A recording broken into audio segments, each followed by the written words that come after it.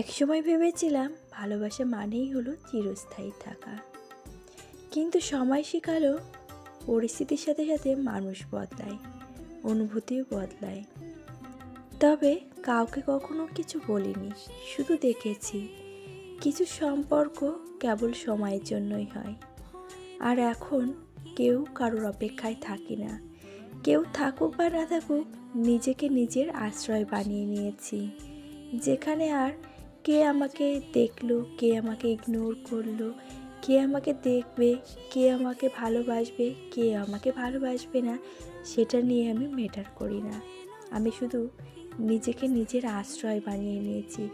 নিজে ভালো থাকবো, নিজেকে ভালো রাখবো, আর নিজেকে ভালোবেসে সকলকে ভালো রাখবো। এটাই আমার একমাত্র মূল মন্ত্র হয়ে উঠেছে। তো আমি এই যে আজকে সকাল থেকে রাত পর্যন্ত কী করব আর কি না করব, সেটা কিন্তু সবটাই ডিপেন্ড করে আমার সংসারের প্রত্যেকটা মানুষের জন্য। তবুও কিন্তু দিন শেষে একটা হাউসওয়াইফ হিসাবে তার মূল্য কেউই দেয় না। তবে অপমান করতে কিন্তু কেউ এক বিন্দু ছেড়ে কথা বলে না। তো যাই হোক, সকাল সকাল অনেক কথাই বলে ফেললাম। রাধে রাধে বন্ধুরা, কেমন আছো তোমরা সবাই? আশা করছি তোমরা সবাই খুব ভালো আছো, আমিও ভালো আছি। তো এই সিম্পল হাউসওয়াইফ জয়শ্রীর নতুন আরেকটি ব্লগে তোমাদের সকলকে স্বাগত জানাই। এখন বাজে সকাল 7:30। তাহলে চলো এখন থেকেই তোমাদেরকে সাথে নিয়ে আমার ব্লগটা স্টার্ট করছি।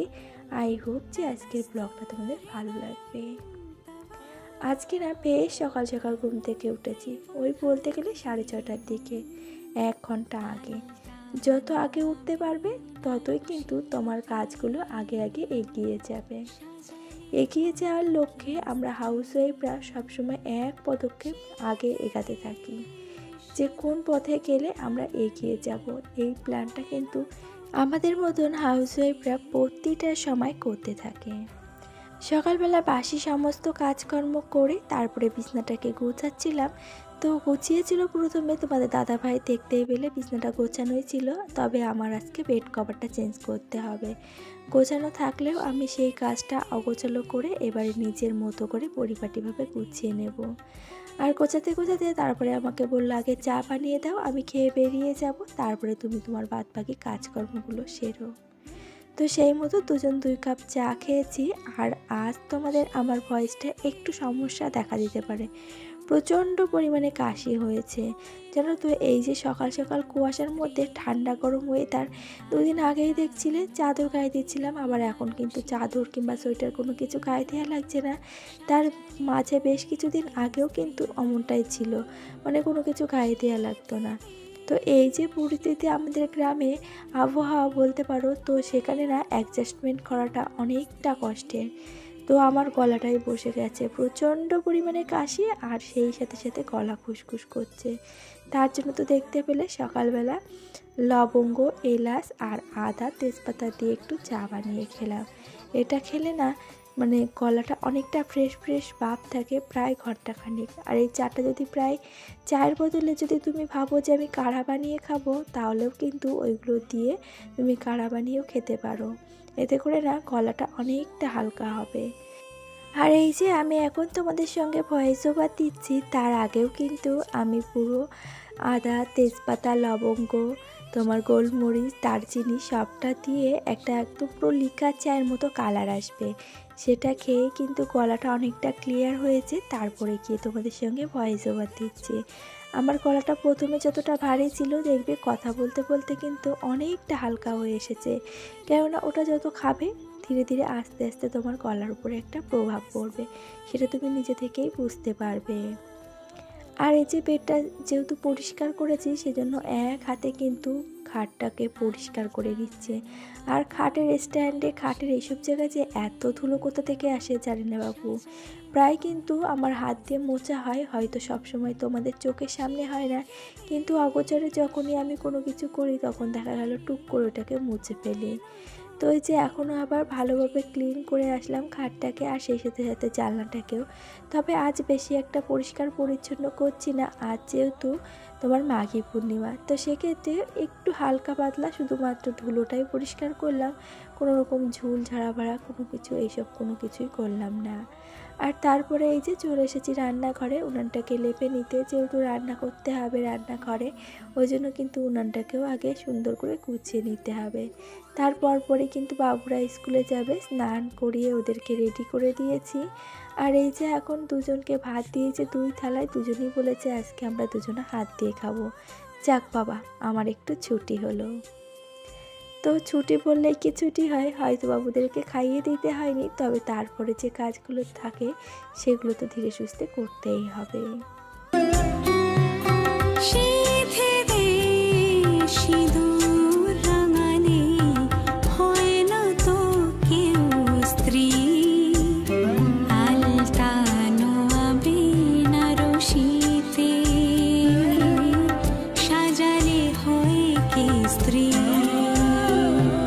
আর এই তো সকালবেলায় যে খাওয়া দাওয়া হয়েছে সেই বাসনগুলোকে মাজা ধোয়া করে একবারে ঘর মোছার জলটা রেডি করে নিচ্ছি। আর এর ভেতরে কিন্তু তোমাদের অগোচরেই আমি 1 চিমটি লবণও দিয়ে দিয়েছিলাম। তবে জানো তো, ঘর মোছার জলে লবণ দিলে ঘরের সমস্ত নেগেটিভিটি পার হয়ে যায়, আর সেই জলটাকে সব সময় যেখানে তোমাদের ড্রেন জায়গা থাকে সেইখানে গিয়েই ফেলবে, ওটা একটা নির্দিষ্ট স্থান। আর যে বাসনগুলো মাজলাম এখন সেই বাসনগুলো যার যার সঠিক স্থানে রাখলাম। কাঁচের জিনিস যেহেতু সেজন্য কিন্তু আলাদা জায়গায় রেখে দিয়েছি, আর যেগুলো গ্লাসপাতি সেগুলো কিন্তু ওই যে ঝাঁকায় রেখে দিয়েছি। আর এদিকে ভেবেছিলাম উনুনে রান্না করব, সেজন্য তো হাঁড়ির নিচে কাদা লাগিয়েছিলাম।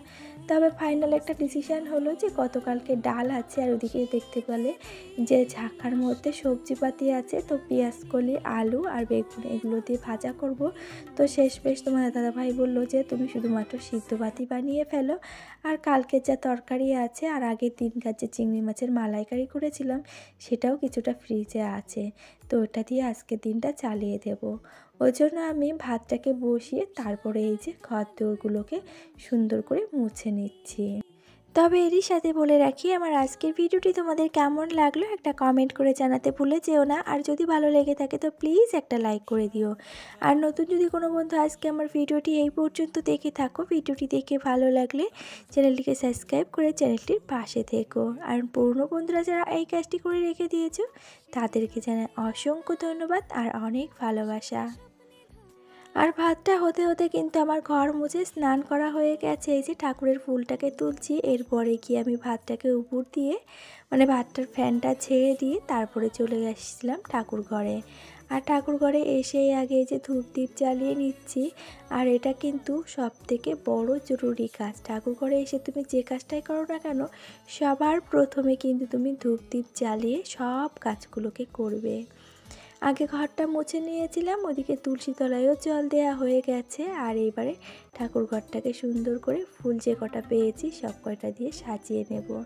এমনিতেই তো আছে আগের দিনকার গাঁদা ফুলগুলো, সেগুলো যতদিন না শুকাবে ততদিন মনে রেখেছি যে ওগুলো ফেলবো না, কেননা দেখতে বেশ ভালো লাগছে। আর ঠাকুর ঘরটা দেখবে যত সাজানো গোছানো থাকবে ততই যেন তোমার মনটাতে একটা স্বস্তির নিঃশ্বাস নেবে। আর এই যে এখন ভগবানের জন্য ভোগ বেড়ে নিচ্ছি। আর সব ভগবান কিন্তু তুলসী নেয় না, শুধুমাত্র গোবিন্দ আর রাধা মাধব ছাড়া, ওই জন্য শুধু গোবিন্দ সেবায় তুলসী দিলাম, আর বাদ বাকি সকলেই থালায় ফুল জল দিয়ে পুজো দিয়ে নিচ্ছি।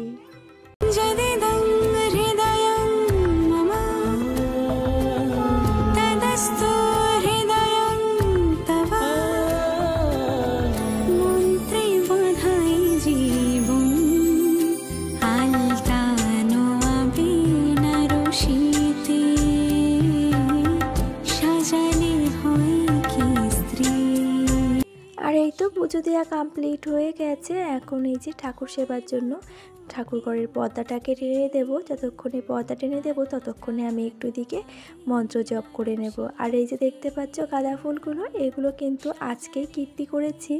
তো এই ফুলগুলো ছিল পলিথিনে বাঁধা, সেগুলোকে এই যে স্নানের পরে বসে বসে মালা গেঁথে ফাইনালি আজকে এই যে ঠাকুর ঘরের সামনেটায় ঝুলে দিয়েছি। আর এদিকে এখন 1:30 বেজে গেছে, বাবু চলে এসেছে স্কুল থেকে ডিমের ঝোল আর ডিম সিদ্ধ ভাত নিয়ে। মানে ঝোলের ভেতরে দেয় না, আলুর তরকারি করে আর ডিমগুলোকে সিদ্ধ রাখে। আর আমাদের খাবারে ছিল তোমার চিংড়ি মাছের মালাইকারি, আর এদিকে ছিল তোমার বেগুন ভাজা, আর আমার একটা কাকি শাশুড়িমা টক শাক দিয়েছিল সেইটা। তো যাই হোক, ওইটা দিয়ে দুপুরবেলা খাওয়া দাওয়া সেরে একটু ঘুমিয়েছিলাম, আর ঘুমিয়ে উঠে দেখি 4:45 বাজে।